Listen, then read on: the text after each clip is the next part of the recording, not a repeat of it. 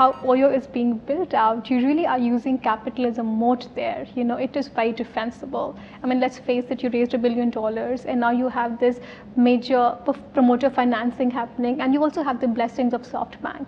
Of course, one will assume this. Something that I want to try and talk a little bit about, that is capital as a moat, because this is generally the perception that exists.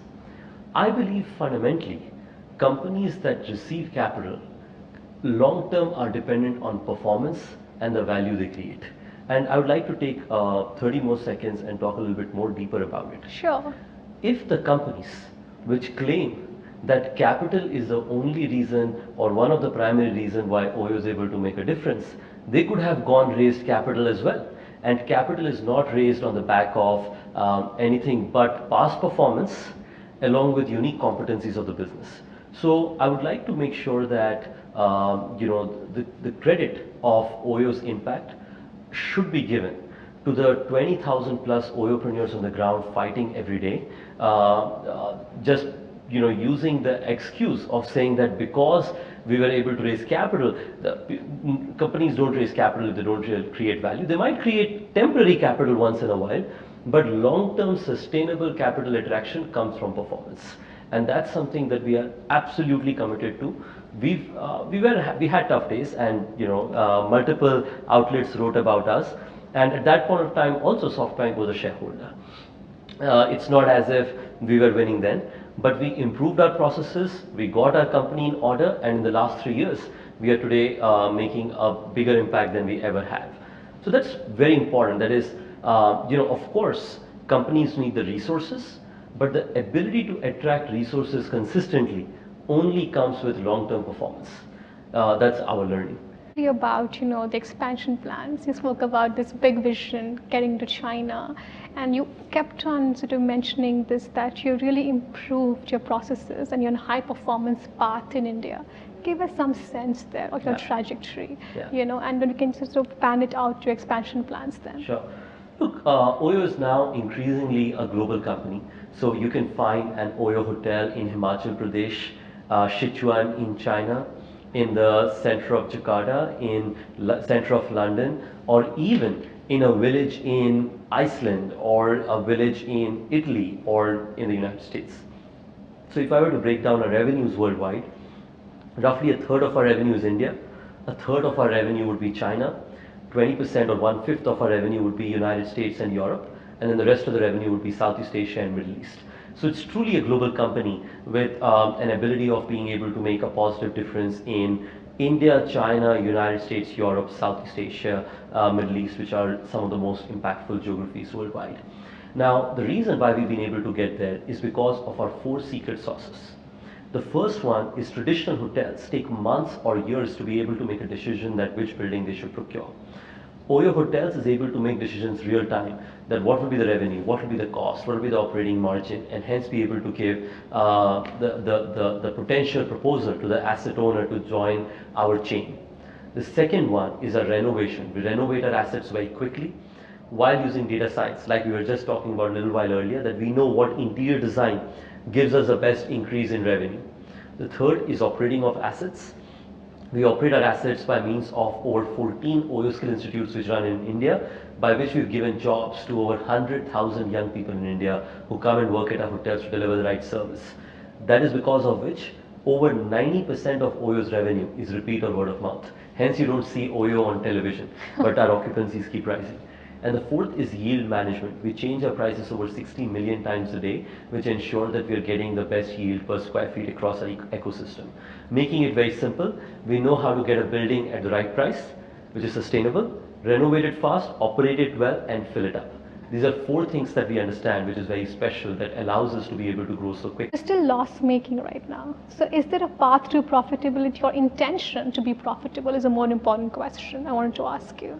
Sure. Look, I think the 2 answers directly on profitability. The first one is our past record shows that for the last 3 years consistently, we've been cutting our losses by 50%. And let me make that slightly more easier. Our buildings, at a building level, we are able to make some margin.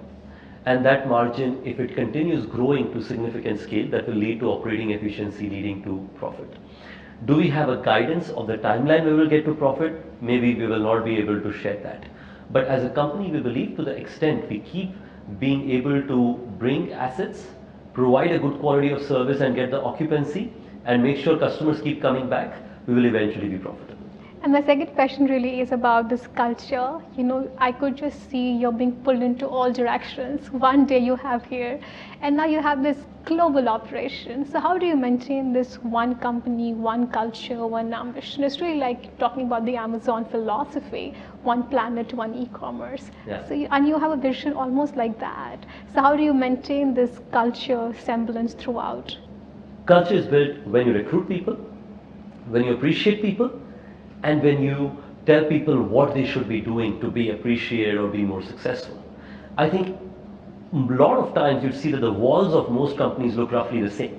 Yeah. But the difference in companies, because they all write the same statements, but the difference is who takes those statements and puts them in execution in these three important sessions. And that's what Oyo genuinely, deeply takes a lot of interest in.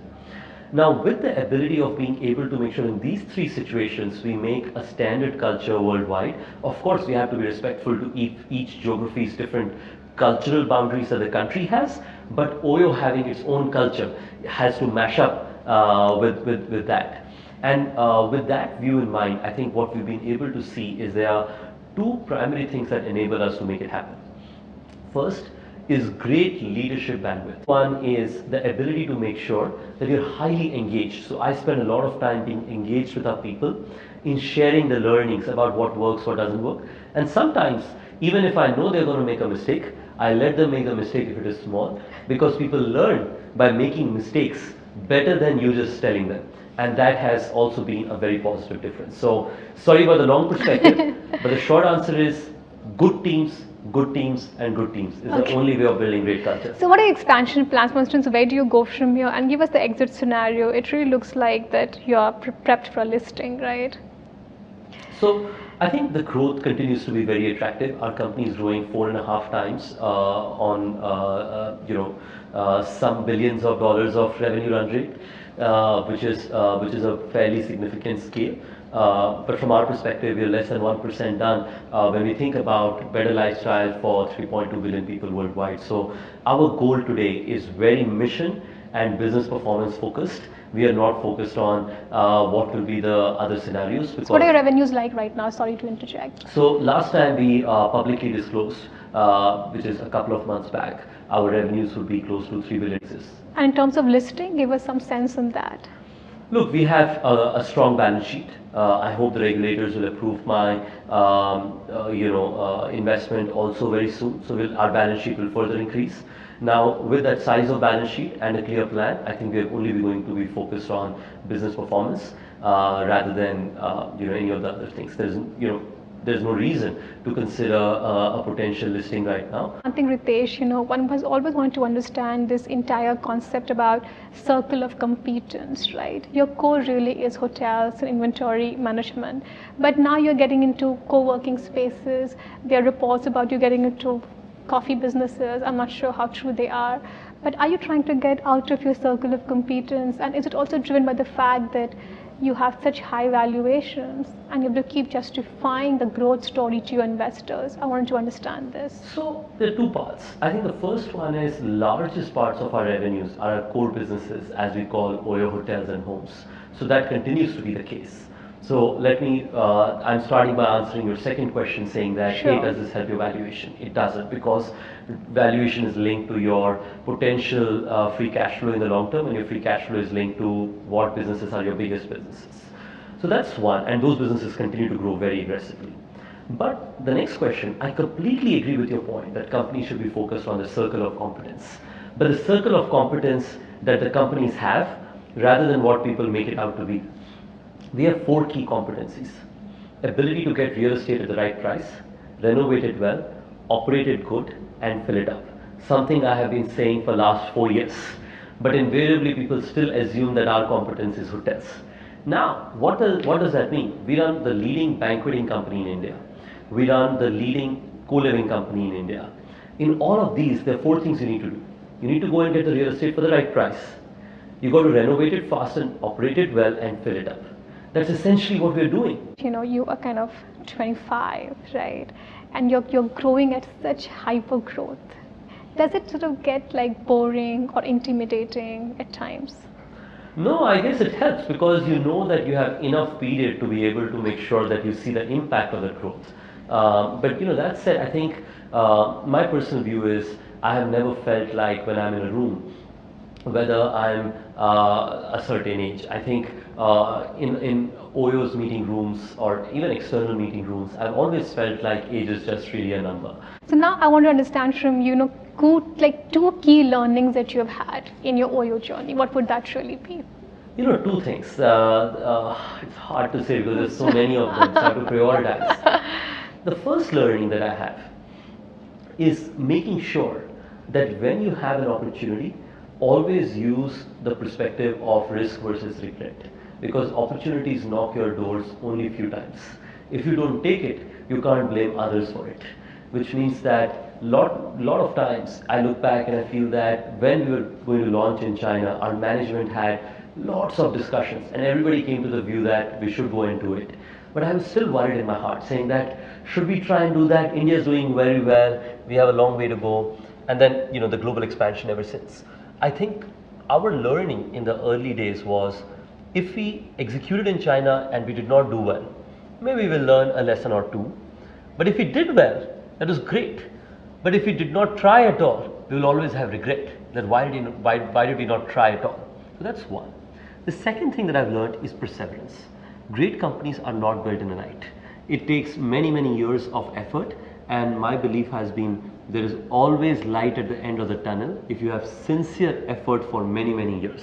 And I'm committed to making that effort for many years. Interesting. So now it's time for rapid fire, quick answers with Ritesh Agarwal. That's very hard for me. No.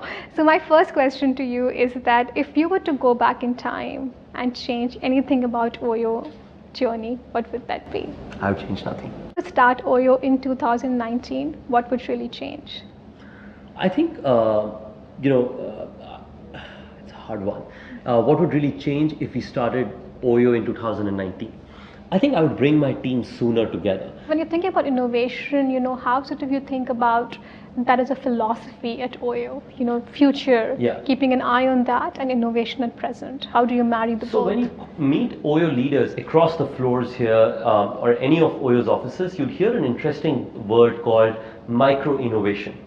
The reason why we believe that micro-innovation is something that we genuinely believe is a very valuable attribute here at Oyo is because we are constantly thinking that great innovations are not just one big thing that changes everything. Great innovations are many small things combined to make a big difference. So Ritesh, if you were to give like one advice to Bhavish at Ola, that how he can perhaps strike that magical relationship with Masa, what would that be? So two answers, not one. The first one is I think that Bhavish already has a great relationship with Masa, and second, my relationship is like any other entrepreneur in the portfolios. Are you on a phone call with Masa? Like how accessible you are to him?